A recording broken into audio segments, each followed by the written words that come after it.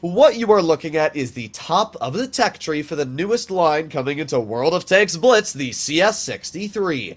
I am always a big fan of new vehicles and tech trees being added into the game. It's cool to see new vehicles, and it's good to change the environment of the battlefield, adding more and more tanks. Unfortunately, this vehicle does not seem like it's going to be changing really anything when it comes to the battlefield of Blitz. In today's video, I'll be going over the statistics, the armor profile, the gun, and why this tank seems to be like literally the most lackluster tech tree that Wargaming has ever introduced into the game. So let's get straight into it, starting off with the gun. At the end of the day, it's a medium, and mediums you want to take a look at their guns. So this vehicle has, 3,130 DPM. That's it. Now, I should point out that I'm running calibrated shells, but the problem is this vehicle has no penetration. It's 290 millimeters on its premium APCR. That's terrible. For example, the Caro 45 ton with just rammer has 310 millimeters of pen on its premium APCR. That is a 20 millimeter pen difference. Running calibrated shells, you have 326 millimeters of pen, and the CS63 with Cali, 305. Like, holy bad. That is actually tragic. So the CS63 is going to have literally nothing going for it on terms of penetration. It's very mediocre at best. You're going to have no chance of cutting through E100 turrets or the majority of German super heavies, to be completely honest. So, you're probably going to be running calibrated, at least in my eyes, when it comes to this vehicle. But let's take a look at the gun itself. Dispersion-wise, it's very mediocre at 0.317 and an aiming time of 3 seconds. Yeah, neither of those values are really anything impressive.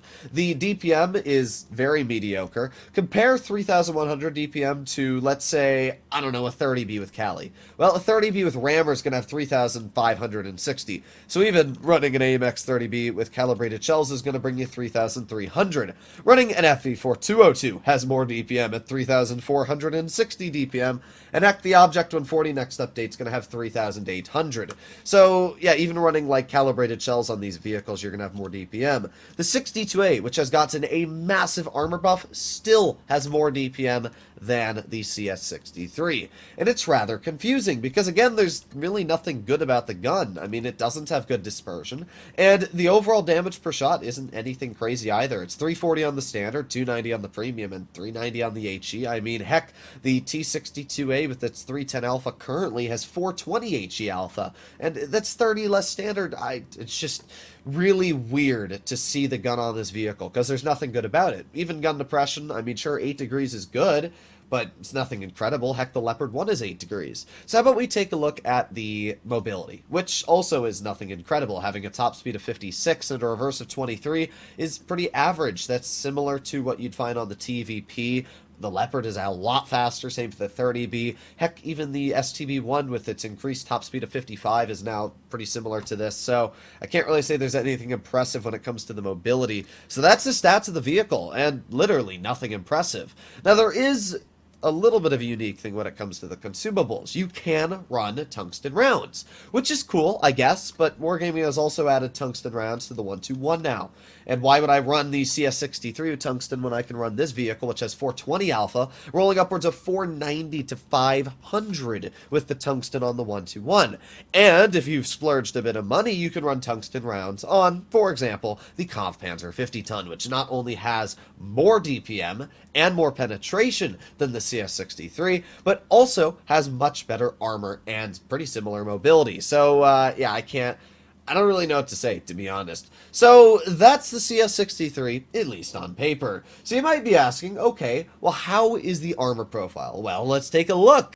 And wow, it's absolutely useless. The lower plate is 90 millimeters thick. That is absolutely atrocious. That means even HE shells from 150 millimeter rounds can quite easily cut through that. The turret armor on the vehicle, 144 millimeters thick. Even using 8 degrees of gun depression, I mean, it's 170.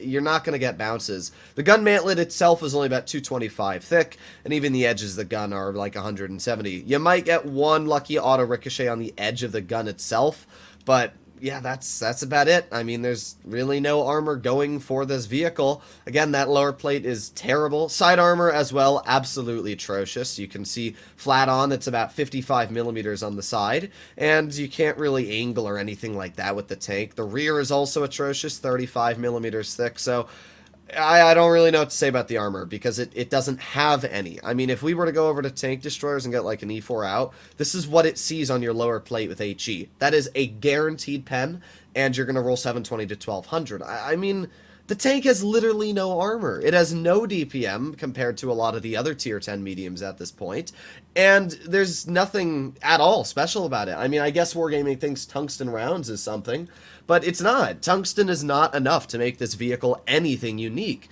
If I were Wargaming, I would have given this tank that special speed mechanic that it has on World of Tanks PC.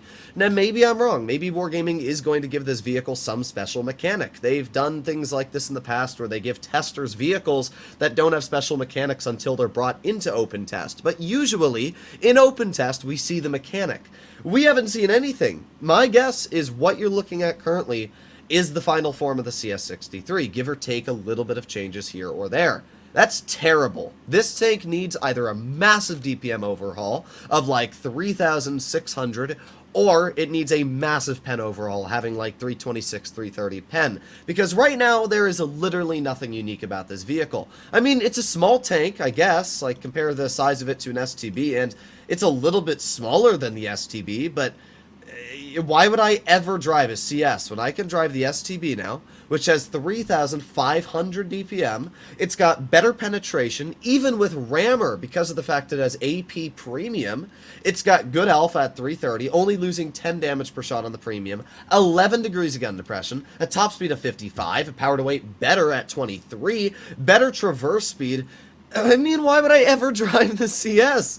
It literally makes no sense. But let me know in the comments down below what you guys think about this vehicle. Personally, I literally cannot wrap my mind around why anybody would grind the vehicle. I don't understand the point of it. I don't even know anything about the line itself. I haven't looked. I mean, the tier 9 looks to be pretty boring. 330 alpha, mediocre DPM at best, mobility-wise, nothing special about it. It also looks like incredibly ugly, I'm going to be completely honest. The tier 8 looks pretty cool, I will admit. I really like the design of the tier 8. It's got a hard-hitting gun, 290 damage per shot, decent penetration. The tier 9 looks okay, but yeah, not the tier 9, the tier 8. The tier 7 is the ugliest thing you'll ever see in your life. It's absolutely hideous. And the tier 6 is also, like, absolutely hideous. So, the whole line itself looks pretty boring, and not much really going for it. Again, just grind the STB1. Get your hands on the 30B. It's for sale right now. Get your hands on a Progetto. The majority of tier 10s are going to be more enjoyable than the CS63. But at the end of the day, I don't really know what to say. Good job, Wargaming, on wasting a lot of your staff's time for making a vehicle that looks incredibly mediocre at best. I'll see you all in the next one. Bye-bye.